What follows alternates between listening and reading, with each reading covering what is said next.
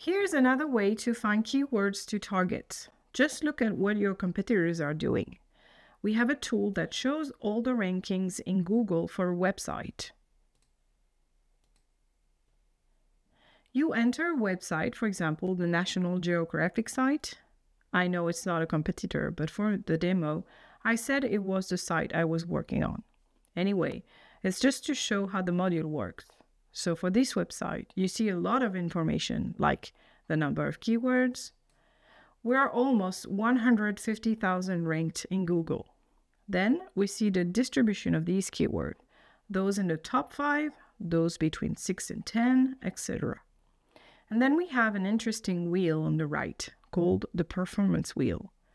What does this wheel show? You see several zones, like the 1 to 5 zone, the 6 to 10 zone, and so on, up to 21 to 25.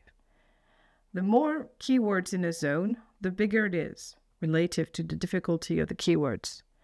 This wheel shows if the keywords you choose to work on are reaching the top 1 to 5, for example. For National Geographic, the 1 to 5 zone is much larger than the rest, meaning their SEO is well done. Keywords they're targeted have good positions. This is a useful indicator for monitoring over time or to quickly see if a competitor has a successful SEO strategy. For this site, it seems like their SEO strategy is working. Then we have detailed Google rankings. For example, the sites rank first for elk, showing the exact URL, keyword information, estimated traffic, and search volume. From this, we can see the estimated traffic. We take the search volume and adjust it based on our position and expect CTR, giving us an estimate traffic.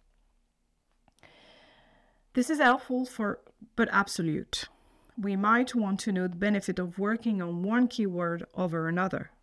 That's where we can see what happens if we move to the top position. The top 1 traffic shows the potential if we rank first. Even better, we have the delta better. This shows what happens if we gain 1 place. For example, moving up 1 spot for a keyword might bring 41 more searches on our site. For some keywords, it's a lot more. For others, much less. This information is crucial because it shows that moving from 16th to 15th often doesn't help, but improving from 6th to 5th can have a significant effect. So the table is deep with lots of keywords, and we can filter it. I might filter to see only 2nd position and then see what happens when moving up 1 place. For some keywords, moving from 2nd to 1st is very beneficial. For others, not so much. This helps decide which keywords to focus on for improvement. We have this data globally and for each URL, showing all position for a URL, focusing on position 4 to 10 and 11 to 20, where the most significant gains are. 11 to 20 often needs just a little push to get to the first page. 4 to 10 might need a bit more, but being in the top 3 is much better.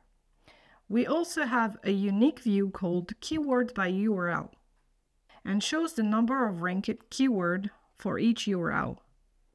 For example, the best page on National Geographic is Giza Pyramid, with twice as many ranked keywords as the 2nd best page.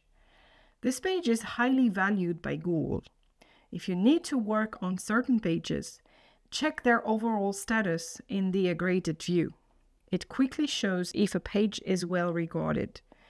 Pages ranking for only 1 keyword often aren't as good as we think. A page like Giza Pyramid, ranking for many keywords, is seen very well by Google.